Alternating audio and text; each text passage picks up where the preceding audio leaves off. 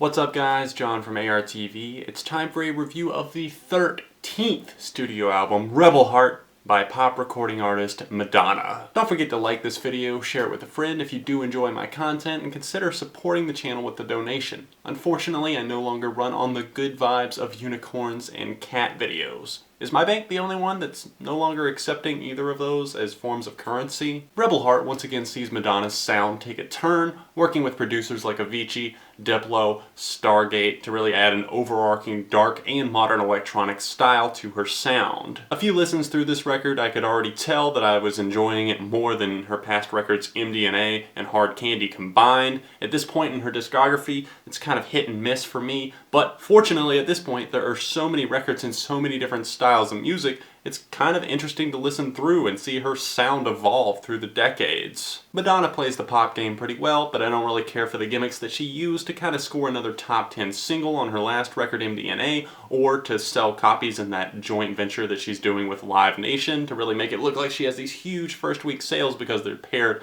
with concert tickets, but that's neither here nor there. The important thing is that Rebel Heart actually has some interesting things to offer us. Madonna's voice suits electronic music quite well a lot of the time, and there's more than enough of that to go around here on this album. Devil Pray is the first track that really caught my attention here on this record. It's almost mesmerizing with this acoustic guitar-led intro. It feels like there's kind of a dark folk influence lining this track at its seams, but not in an off-putting or cheesy way. Madonna speaks of sowing her wild oats, kind of drinking, smoking, taking whatever drugs she can get her hands on, but honestly I feel like this is more of a retrospective track, kind of looking back on those wild days of the past through the eyes of a daydream. I'm totally into the groove that this cut offers us though, reminding me of the pop-leaning darkness of the recent Banks record with a stern synth drop to lead the chorus. Inside Out flows in a similar dark vein, pumping in that classic Madonna doesn't take any of your shit, but I am gonna take your love vibe that really just makes it one of my favorite tracks on Rebel Heart. Living for Love is another one that kind of retains that classic Madonna vibe, but this time more in a signature sound, not just in the lyricism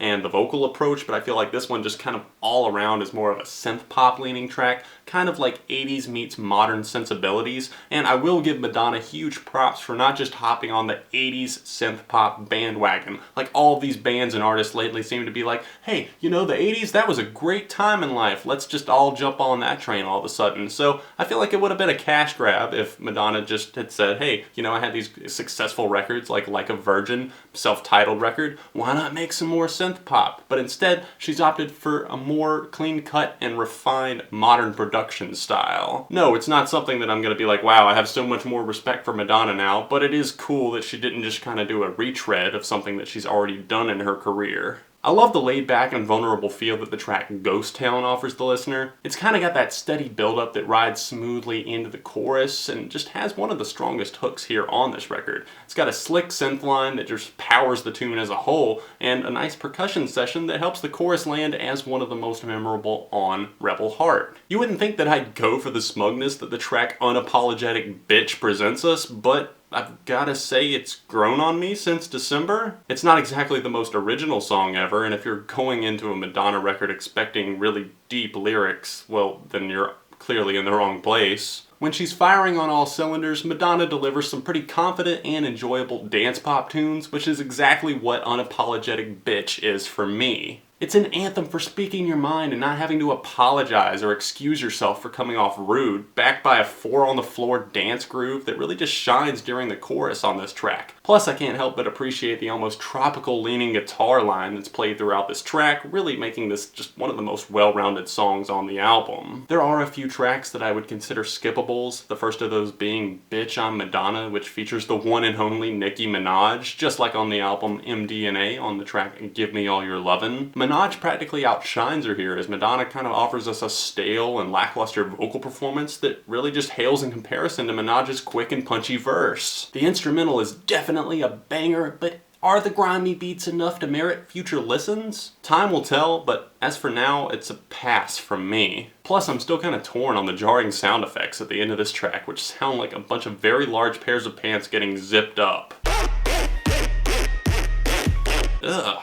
Body Shot makes me cringe slightly and just isn't sitting well with me as a whole. Such an odd vocal approach with odd lyricism and guitar structures to match that. It's definitely my least favorite on Rebel Heart, and I just can't wrap my head around it. Illuminati almost makes me want to roll my eyes and say, ugh, what am I listening to here? But I can't really tell if she's wanting us to take it 100% seriously or not. I kind of feel like she's almost making fun of how we kind of look at the Illuminati as if it's everywhere. Every time we see a triangle somewhere, the comment sections are going crazy like, Illuminati, oh my god, Justin Bieber, Jay-Z. The Illuminati isn't Lady Gaga, Jay-Z, or Oprah, it's actually in all of us? Is that what you're telling me, Madonna? So every time that I'm out in the club, out on the dance floor, because my body is shining like Illuminati, I'm a member of a cult now. I guess I should go put up some propaganda posters around town. If you're looking for elements of EDM on your Madonna record, well, you probably already heard them all over the place on this record, but I would say that most prominently and most effectively it's used on tracks like Hold Tight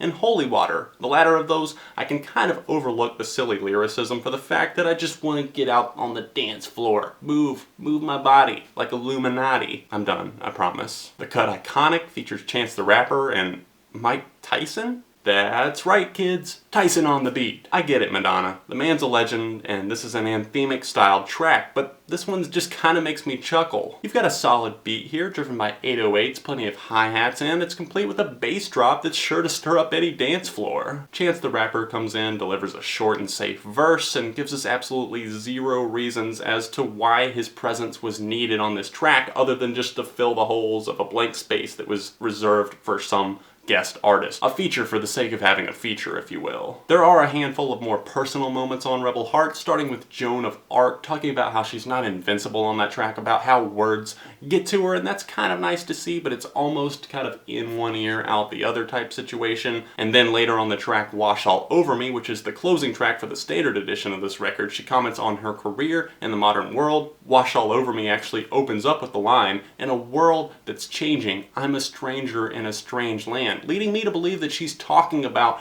her place in the music scene in 2015. It's crazy that she's been around and she's been in the spotlight since the early 1980s. That's unbelievable. This song for me kind of gives off a Mad World styled influence, and I like that it's a little bit more somber instrumentally, and it has these conflicted yet still somehow strong vocals from Madonna. The vulnerability she lets bleed through here really adds to the emotion and the tone of this track, and really just gives me a solid reason as to why this has jumped up so high in terms of my favorite songs on this record. It's leading the pack almost. I might not have a ton of negative things to say here about this record, but there are a few tracks that clearly just don't aim for having a long shelf life. Songs like HeartBreakCity, Joan of Arc, Illuminati, maybe a couple of the more EDM-leaning tracks are pleasant to listen to, but I could see them being more easily forgettable. I am happy with the majority of this record though. Most I've enjoyed a Madonna record since 2005's Confessions on a Dance Floor, throwing a solid 3.5 to the way of Rebel Heart, maybe even a light 4. Let me know your thoughts in the comment section down below. Don't forget to like the video, subscribe to the channel if you do enjoy my reviews, and of course let me know your thoughts on Madonna and her newest record in the comments section. Let me know any other reviews you would like to see me tackle, and consider supporting the channel with a donation. It's the top link in the description down below. You can also click right below me. There's 2 links down there floating in the little boxes you can click to go to either my vlog channel